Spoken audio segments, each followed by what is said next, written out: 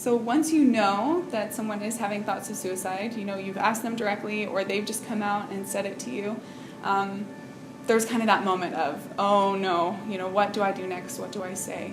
And so what I found is that it really is helpful first to just kind of acknowledge how much courage it took for that person to be honest with you. Just say, thank you for telling me that. That's, that must take a lot of courage to come out with something like that and be honest. And also you can kind of just sit with them for a moment and let them know, that you didn't realize they were in that much pain. And just kind of acknowledge the pain that they're in, acknowledge their honesty, and then give them a chance to tell you more about it. Instead of jumping the gun and saying, okay, I can fix this, I have all these strategies, here's my 10-step plan to save your life. That is not what we want to do. So slow down, take a breath, and get more information about how they got there, how long this has been going on, how, if they have a plan, and kind of, how serious they are about it and whether they've started making steps towards that plan. And so you want to ask them questions around, have you thought about how you would take your life and how did you get here? What's been going on with you? Just kind of some questions like that to get them talking so you get more information about it.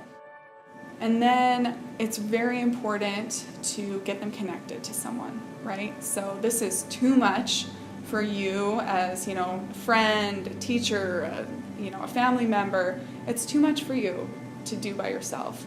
And so really you want to share this with somebody else and encourage them very strongly in no uncertain terms that we're not going to be the only people that are talking about this, right? There needs to be more than just me involved if they haven't talked to anyone else yet. It's important to get a family member or a friend involved and a professional contact involved, like a therapist. So a great resource for that is the National Suicide Prevention Lifeline, and that's 1-800-273-TALK or 8255. If you call that lifeline, you'll be connected with someone who can do an evaluation, and they can give you, kind of next steps. What do we do? Because at this point, you don't know if that person really is safe to be left alone, whether they need to go to the emergency department, whether, they need to just make an appointment with a therapist as soon as possible. It's kind of like, what do we do now? And so it's really good to have that professional consultation available to you 24/7 so that you can kind of figure out what do we do next and how do I keep this person safe. Another great resource would be an app called My3, and you can download that and it'll walk you through how to make a safety plan with that person. And so you can go through what do you do when you're having thoughts about suicide and how can you take care of yourself. And it's really an empowering process about, you have certain coping skills already, social supports, professional resources available to you, and reasons for living, whether they're readily available or apparent to you right now or not, there are those reasons for living there. And so once you kind of list those things out, you're ready for when the next crisis occurs, to kind of be empowered to deal with it better on your own. And that really is, because thoughts of suicide are generally not a one-time thing, right?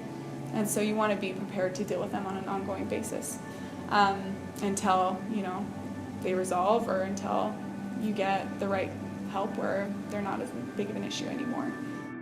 One other thing to keep in mind, if you're trying to help someone who's at risk of suicide, it can be life-saving in and of itself to create a safe home environment. So asking them about firearms and medications may seem, kind of awkward, kind of intrusive. It's difficult to do, but really that by itself can save a life. Because if someone has time and distance between them and a means of taking their life, then they're less likely to act impulsively when those thoughts come up. And so really, it's proven effective, over and over again, that creating a safe environment works. And it's a simple thing you can do to save a life. One additional important thing that you can do when you're trying to help someone who is having thoughts of suicide is to get them to talk about their reasons for living. Reasons for living are hard because obviously that person, is in a really dark place and they're not readily seeing those reasons for living. But we know from research that most people who are having thoughts of suicide are ambivalent up until the time they take the action or make an attempt. They're going back and forth. They're really distressed because there is a part of them that wants to live. They just want the pain that they're in to end, or they want to find a solution to a problem that doesn't seem to have any solution. And so if we can, start asking questions about things like important people in their lives, or, goals that they want to accomplish, or things that have brought them purpose or joy in the past, and maybe, get them talking about what those reasons for living could be in the future. The research shows that that's a really powerful way to change their mood state, to help them move through that point of crisis and have hope again. And so really, it's a simple thing, but it's a really powerful thing.